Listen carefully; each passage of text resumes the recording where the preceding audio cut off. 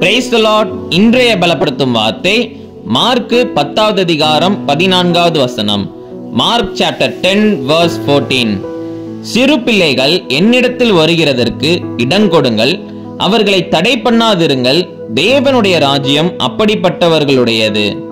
Let the children come to me, don't stop them, for the kingdom of God belongs to those who are like these children. ஹல்லேலூயா. ஏசப்பாக்கு சின்ன பிள்ளைங்களை ரொம்ப ரொம்ப பிடிக்கும். ஏன் அப்படின்னா அவங்க உண்மையா ஏசப்பாவை நேசிப்பாங்க, அவங்க செல்ல பிள்ளையாக இருப்பாங்க. ஏசப்பா சொல்றாங்க, சிறு பிள்ளைகள் என்னிடத்தில் வருகிறதற்கு இடம் கொடுங்க, அவங்கள தடுக்காதீங்க, தேவனுடைய ராஜ்யம் அப்படிப்பட்டவர்களுடையது என்று.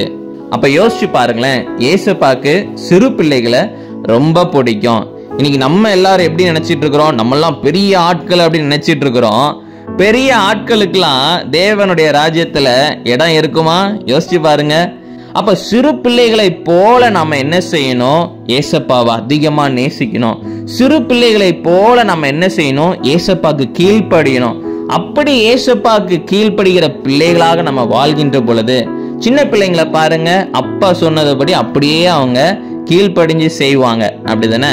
என்னுடைய அப்பா சொல்றாங்க அப்படின்னு சொல்லி அவங்க அப்படியே அதை செய்வாங்க. ஏசப்பா நம்மளுடைய தகப்பன். அவர் சொல்கிறபடி அப்படியே நம்ம செய்கின்ற பொழுது அவர் நம்ம மேல வைத்திருக்கிற தேவ திட்டத்தை நிறைவேற்றுவார். நம்மளுடைய வாழ்க்கையில அநேக காரியங்கள்ல ஆசீர்வாதங்களை பார்க்க முடியும். அப்ப இந்த நாள்ல நம்ம எல்லாருமே சிறு பிள்ளையை போல நம்ம ஏசப்பா கிட்ட போய், ஏசப்பா நான் உங்களை அதிகமா நேசிக்கிறேன்ப்பா, நீங்க சொல்றபடி அப்படியே நான் ஆண்டவரை கீழ்ப்படிந்து செய்வேன்னு சொல்லி ஒப்பு கொடுத்து வாழுங்க.